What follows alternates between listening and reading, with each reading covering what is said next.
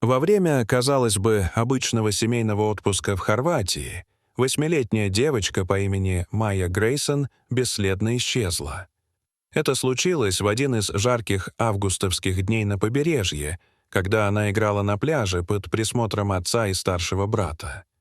Ее мать, Елена Грейсон, в то время находилась дома в Англии, в городке Марлоу, где работала медсестрой и подрабатывала в детском центре, чтобы прокормить семью. Поездка в Хорватию должна была стать передышкой для их уставшего от войны и травм мужа Эвана, но обернулась трагедией. Прошло 10 лет, и Елена все еще не могла прийти в себя. Никаких вестей, никаких зацепок, только глухая боль в груди и фотографии, которые с годами начали выцветать. Эван все глубже погружался в алкогольную зависимость, ссылаясь на посттравматическое стрессовое расстройство после службы, и постепенно превращался в безвольную тень человека. Их сын Лукас в те годы был всего лишь ребенком, а теперь стал взрослым мужчиной, молчаливым, замкнутым, с грузом вины в глазах, которую он никогда не озвучивал. Однажды поздним вечером после особенно изнурительной смены в клинике Елена возвращалась домой. Автобус опоздал, и она провела лишние 15 минут на ветру в одиночестве, размышляя о прошлом. Дома, как и ожидалось, было тихо. Лукас спал, Эвана не было. Снова, скорее всего, пил где-то на окраине. Елена вошла в спальню и решила сменить постельное белье. Когда она подняла тяжелый матрас, чтобы заправить простыню, заметила странный шов под обивкой основания кровати. Шов был грубым, не заводским. Сердце Елены застучало быстрее. Руководствуясь инстинктом, она пошла за ножницами и аккуратно распорола ткань. Внутри лежали вещи. Старые фотографии, аккуратно сложенные и спрятанные. Они были с той самой поездки. Пляж, экскурсии, дети, улыбающиеся в камеру. Но что-то было не так. На обороте одной фотографии был написан набор координат, на другой — хорватский номер телефона. Эти снимки она никогда не видела раньше. Ее дыхание участилось. Елена медленно села на край кровати, сжимая фотографии в дрожащих пальцах. Почему Эван спрятал их?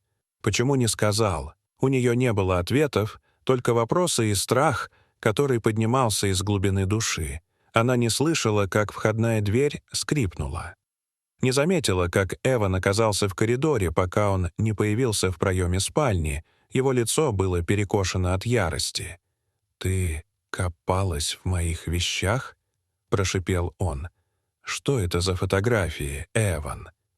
Ее голос был ровным, но внутри все дрожало. Он бросился к ней. Вскоре Елена оказалась связанной с кляпом во рту в багажнике старой машины, которую они почти не использовали.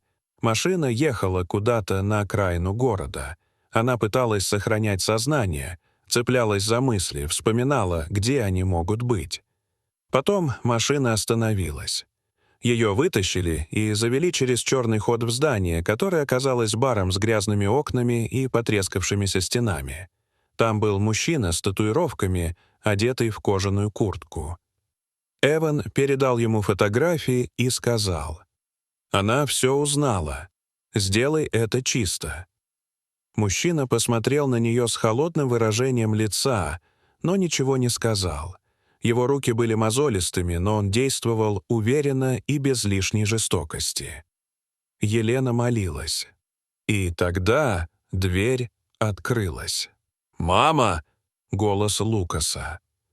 Он узнал, где она, воспользовавшись старой функцией отслеживания по телефону. И он заплатил этим людям больше, чем Эван, чтобы они спасли ее и убрали его. Но Елена, из последних сил нащупав в кармане куртки свой телефон, успела нажать на кнопку SOS, экстренную функцию, которую она активировала еще много лет назад после исчезновения Майи. Сигнал автоматически отправил координаты ее местоположения в полицию. Ее сердце грохотало от ужаса и предчувствия. Но спустя, казалось бы, вечность снаружи раздались визги тормозов и слаженные команды. В помещение ворвались вооруженные офицеры, решительные, готовые к любой угрозе. Мужчина в кожанке, тот, что должен был разобраться с Еленой, замер на месте и поднял руки. Его выражение лица сменилось с равнодушного на напряженно взвешенное. Он не ожидал, что кто-то из заказчиков вызовет полицию. Эван, заметив копов, метнулся к черному ходу, но один из офицеров перехватил его на пороге. Сопротивляясь, Эван выкрикивал бессвязные обвинения и проклятия, но все было напрасно. Его скрутили и повалили на пол. Елена плакала не от страха, а от невыразимого облегчения. В участке Лукас дал развернутое признание, сидя напротив детектива с глазами, полными внутреннего напряжения. Он рассказал, что Эван, его отец, начал пить вскоре после возвращения с военной службы, и вскоре их дом стал ареной постоянного насилия. Майю он часто ругал за пустяки, кричал на нее, а бывало и швырял игрушки, если она не слушалась. Лукас в те годы ничего не мог сделать. Он был всего лишь ребенком, но помнил каждый крик, каждую запертую дверь, каждый взгляд страха на лице младшей сестры. Он рассказал, что в тот роковой день в Хорватии отец был пьян с самого утра. Они провели день на пляже, и Майя, как всегда, радостно строила замки из песка, стараясь угодить Эвану.